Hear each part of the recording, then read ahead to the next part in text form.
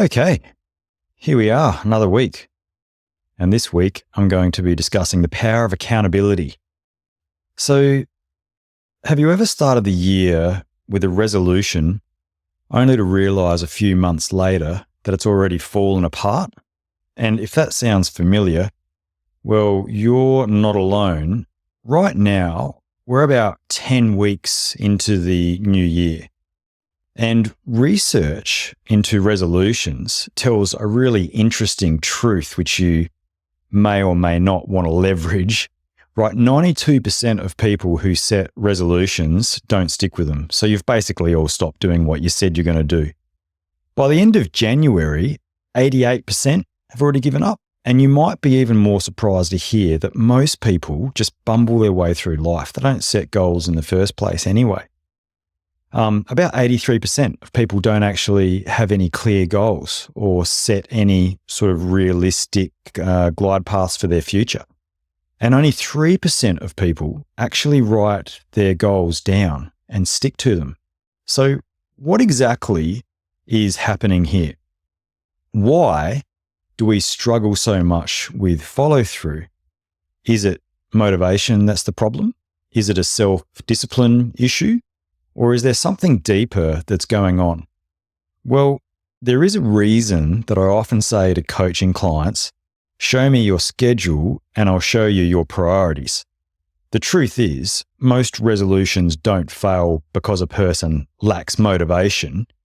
Everyone's motivated to do something, and people often say they have willpower. The real problem is that they don't continuously apply themselves.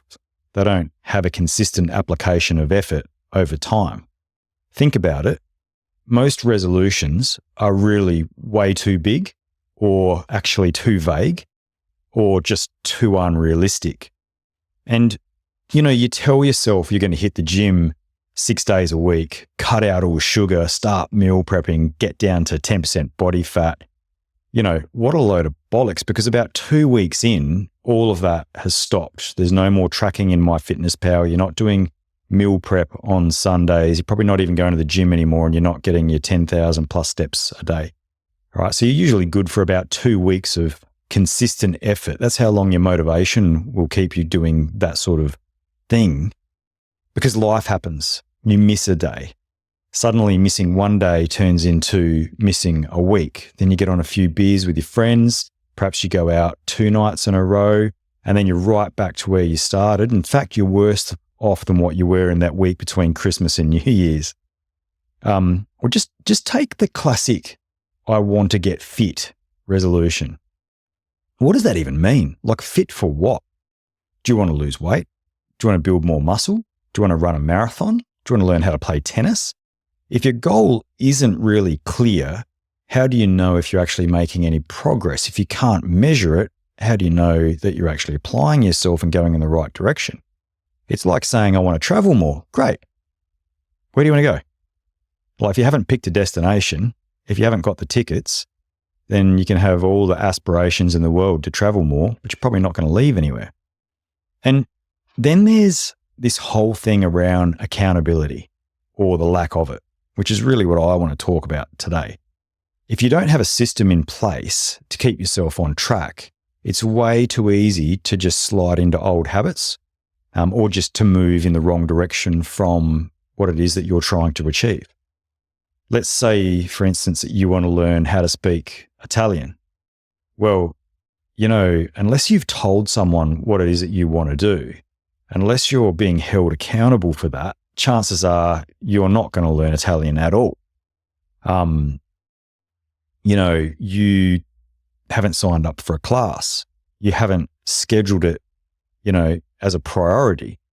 So you might start off strong, then another priority comes along, and before you know it, you've stopped using Duolingo, you've stopped learning Italian. It's just a daydream. So this isn't just about motivation either. It's really more about how our brains actually work. And this is where we're going to nerd out a little bit on some of the behavioural science involved in this.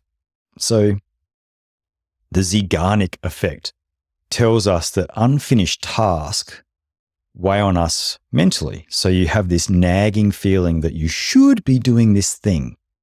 And that's your brain reminding you of the thing you haven't done yet. And then our goals, if they're too broad or too ambitious, that starts to weigh us down. That nagging feeling becomes overwhelming until you totally find a reason to push it aside. So instead of motivating you, it'll paralyze you. And I guess if you think of the work of Daniel Kahneman, his research on cognitive biases, we tend to underestimate obstacles and overestimate our ability to get over those obstacles. And we also tend to overestimate what we can get done in a day or a week, and we underestimate the power of consistent application over a year or a longer time frame. We assume that we'll just grind our way to success, but when reality hits, when things start to get tough that we weren't prepared for, we'll find excuses to quit. And that's why unfinished goals can feel so heavy. And I'll come back to that Zeigarnik effect, which gives us a really big clue of why we have unfinished business. So, and I'll just explain for a sec. So it was Bloomer Zeigarnik. So she was a psychologist in the 1920s. She noticed that waiters could perfectly remember unpaid orders in her cafe, but they'd forget what those orders were the second that the bill was settled. So what she did is she ran an experiment and found that people remember incomplete tasks in their short-term memory much better than the ones that they finish, which, basically get forgotten about to conserve space in that short-term memory. And it also turns out that our brains don't like things that aren't completed. Our brains don't like loose ends. The more vague or undefined a goal is, the harder it is for our brain to process that it's on track, and the more likely you are to be remembering what the goal is, but you're less likely to be completing it because your brain is trying to push it to one side. So instead of feeling productive, you just start to feel stuck. And that's why broad goals like be more productive, they just don't work. They don't create momentum. I want to be fitter. Great. Sure, you've just created more stress for yourself. Congratulations. And when you combine that with Kahneman's research on how we underestimate challenges, that's where you have this real recipe for quitting. It's not that we're lazy. It's that our brains weren't set up for success from the very start. So this, couple of kilos of meat in your head, it gets depressed. It works out ways to push goals aside because there's loose ends there. And, oh, by the way, you're trying to save calories because it is a calorie-consuming machine. And so the sooner you can get rid of that loose end, the better off you'll feel. That's what the brain's trying to do to you. And there is a fix for this. We need to define our goals better and structure them in such a way that it sets you up for progress. And you need to build an environment which holds you to account, maybe removes some of the stimulus or bad habits, and also stops unfinished tasks piling up and weighing you down. But before we get to that bit, let me explain actually what accountability is. So this is where I think most people get it wrong. And a lot of coaches I hear talk about accountability, like you need to be accountable, but they never talk about what that actually is other than here's a process to be more accountable. But real accountability is not just owning mistakes, right? It's about taking responsibility for a process, not just the outcome, but for the actual process. And it's about you having agency, understanding that you as an individual can set your own directions. You can make conscious decisions and choices, and you can adjust them as required when things aren't working. And it's a word that I'm using most weeks. You may have picked up now in this podcast. And the word is you need to be intentional. Okay, so being accountable is to be intentional. And this brings us back to an interesting point. how writing down your goals can change the game. Now, I bet you didn't know that people who write down their goals, the research shows, are 33% more likely to achieve their goals. That's pretty crazy when you think about it. So just writing down your goals, get up in the morning, grab a coffee, write down the goals for the day, even if it's in a to-do list format, you're 33% more likely to achieve them. That's great. However, if you share these goals with an accountability partner or a coach or on Instagram and check in weekly, that number jumps to 76%. That's huge. If I told you there was something you could take that would increase your performance by 76%, most of you would be putting your hand out for whatever that supplement is. So I'm telling you, writing down your goals and sharing it with someone makes you 76% more likely to do it. And I see, actually shout out here to Cyrus Rustam, so the coach from Boxica in the UAE. He does this as part of his daily ritual, right? Writes down his goals, is intentional about how he's going to achieve those, and he gets it done. And he does this day in, day out. It doesn't look like much, but he's built big businesses. He's built big events by a consistent application over time, doing exactly what I'm telling you now. All right. So why would you want to do this? Well, when you commit in writing, it moves from an abstract thought to a concrete plan. It goes from abstract ideas of sort of vagueness to a glide path with turns and accountability and lefts and rights. I'm going to do this, I'm going to do that. And when we also bring someone else into the mix, so an accountability partner, or as I said, maybe your audience on Instagram, you introduce an external force that will keep you accountable. Now, as an example of this, I work with a coach, a diet, nutrition and fitness coach. And the other day I was standing in front of a restaurant and I was like, oh, this is going to be great. I'm going to go and get I think I actually knew in my head that I was going to have a couple of beers and I was probably going to have a veal chop and a massive salad and chips, right? I knew exactly because I know the restaurant and I know what I wanted to have. And just as I stood there and the waiter's walking towards me, I get this thing on my phone. I look down at my phone and it was a message from my coach, a voice message. And all I did was saw his name and I knew straight away he was going to be telling me about the check-in that I had done that morning. And that perhaps I wasn't moving in the right direction. And, as I saw his name come up, I just turned to the left and started walking off. And I went home and I had cottage cheese and tuna and it was boring as shit. But he was keeping me accountable to what I had said that I wanted to do. I'm trying to achieve something.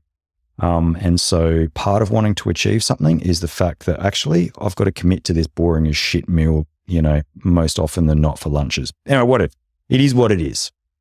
Okay, so now we're at the crux of how this works, how to actually build accountability into your life. You're not going to do it on your own, I can guarantee you. So let's get a little bit tactical with this. How do you actually make accountability work? One way, the best way, public commitment. Telling someone your goal makes it real. And it means you've got skin in the game. And that person's going to call you out. Suddenly, it's not just this quiet thought in your head of, oh, that'd be nice. I'd love to have a six-pack. Or I'd like to be able to fit into that swimsuit or look great for my wedding, or I'd love to be able to run a marathon or whatever it is.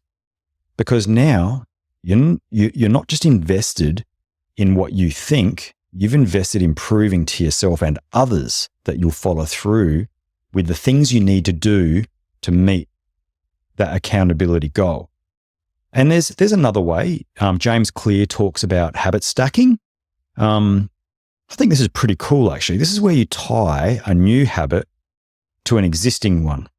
Now, say you want to read more, and you're not going to do it just by hoping you'll find the time. You need to attach that perhaps to something you already do. Every morning I wake up, the first thing I do, I hate to say this, Huberman would be off me for this, but I have a coffee first thing in the morning. As soon as I wake up, basically in bed, We've got this beautiful coffee machine downstairs, and I go down there. It's part of the ritual. We make, weigh the coffee and make it all. Then I go up and, sit in bed. And, I used to just go through Instagram and social media and shit like that. Now, what I'm doing is I'm having that coffee and I'm reading a chapter of my book, of the book that I'm currently reading.